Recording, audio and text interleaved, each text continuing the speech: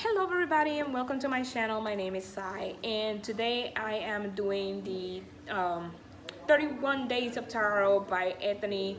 I'm working on days 6 through 12 and I might start the other video right off the back and do the rest of the next week, so like that I'll be a little ahead because I've been busy after work and I don't want to be too far behind.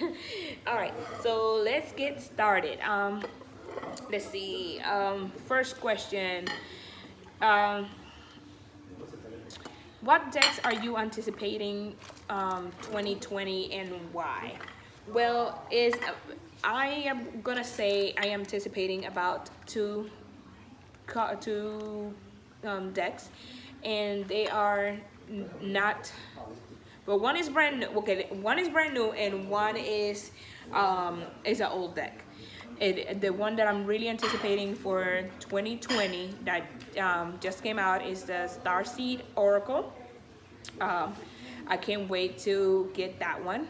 I think it will go great with my Moonchild and my Starseed Tarot.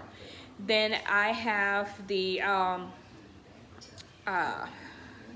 other one is the Moonology deck, because I've been wanting that one for a while and I was this close to getting it. I ordered it and I was supposed to arrive in October.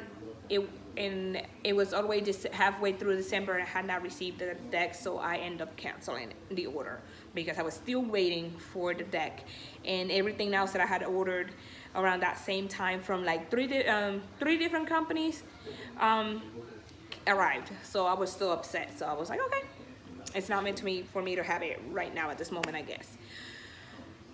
So yeah, and then I'm thinking of getting something that is in pre-order, but I'm not sure. Let's see what happens. I might get because the Moon Journal is bringing out this pagan oracle inspired deck, and I really want that deck. I really want to get my hands on that. I think that would be a great deck to have with my other ones, because it's a different element overall compared to what I have. Okay, and yeah, so let's see. The tarot card that stalked you in 2019 and why? The tarot card that stalked me throughout 2019 was the King of Cups. Every time I turned around, the King of Cups was popping up. And I say that was happening because of the fact that it was telling me to be okay with my emotions, it was telling me to be okay with being more within me and out as strong as I could be compared to what I was really portraying around that time. And I believe that was what it was trying to tell me, that I was not letting myself see at the moment, that every time the card popped up. All right. 8, the tarot books that you read in 2019. I did not read any tarot books in 2019. I was going to. I got my hands in a couple of them, but I didn't really pursue them. I didn't continue. So I didn't really read any tarot books. But 2020 is a whole different year, and I'm being positive. I'm already working on a list of books for regular that I want to read, so hopefully I could get myself also at least my hands on at least 3 tarot books and read those, actually read them. All right, so what was a memorable reading in 2019? One memorable reading, it was from one of the people I follow over on Instagram, and it really hit home, especially around the time that I was having a little bit of problems and I was trying to get rid of all the stuff that is not needed within me, that no longer serve me, and the reading really helped me bring that out into reality, because I was like, how could I say, I was suppressing myself. Basically I was denying it that this was happening, but their reading was telling me, like, it gave me the confirmation that I needed to know that this is really what's happening. Share some of your tarot decks that you have been that have been long lost in your collection and you want to reconnect with. All right, I did pull this one out because I need to reconnect with my barajas españolas. This is definitely a different type of reading, and I really want to get in touch with my barajas españolas.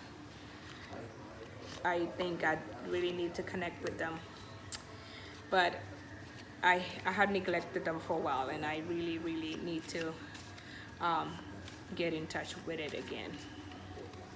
So yeah, I need to get in touch with my barajas españolas. I love this deck. Let's see. Show us your favorite depiction of the High Priestess and why. Oh, I wish I did have. That was a good question. I didn't even think that far out into bringing a deck out here with me. Well, I did. I'm gonna lie, I did. But now I have to look for it. So I'm gonna go ahead and answer 12. The divination tool that you used other than tarot in 2019. That would definitely be Oracle. I used a lot the Oracle. That's one of my other favorite divination tools is the Oracle. I think it's one of the best. How do I look at it like this? It's like more the now reading versus the tarot, which is more future. When I do my readings for myself in the morning, the tarot deck reading, the tarot reading is more like what's happening towards my end of my day. Like let's say I'm doing my reading at 7, by 3 o'clock kind of deal. You kind of know this is you could kind of tell, oh, this is what's happening. This is what you were telling me that could be happening. This is what I need to be aware of.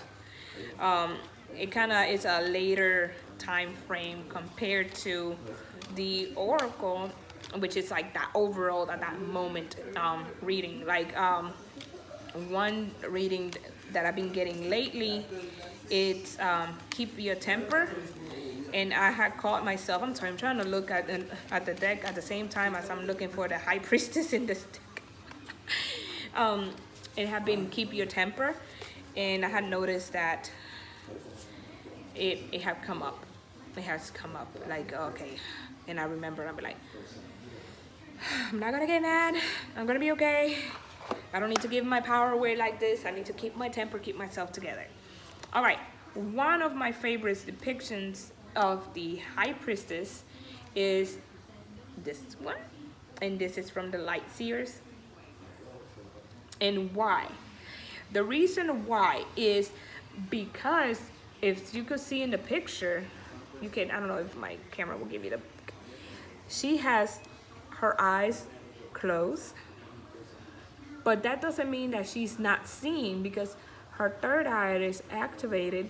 She's symbolically aligned, so that means that she is, as you could see, her eyes are visible.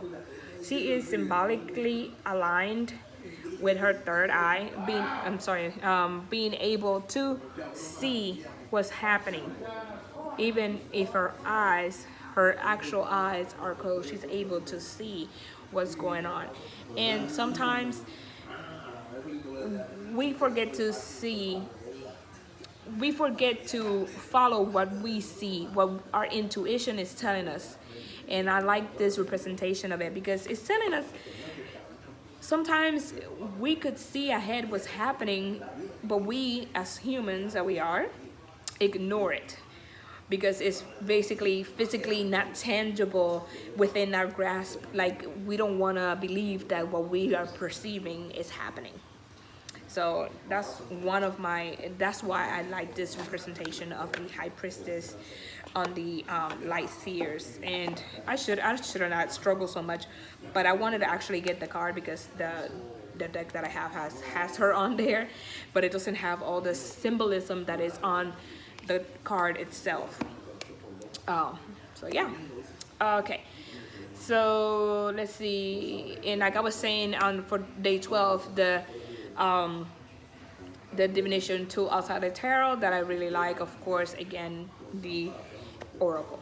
All right, that is all that I have for this video for day 6 through 12, which is the 12th is today, Sunday. And I am gonna jump on again and do another bid, trying to get ahead of myself for next week. So like that, when I come back on Sunday with the 31 days of tarot, I'll be kind of all caught up. Alrighty, thank you for watching, and like always, be the light.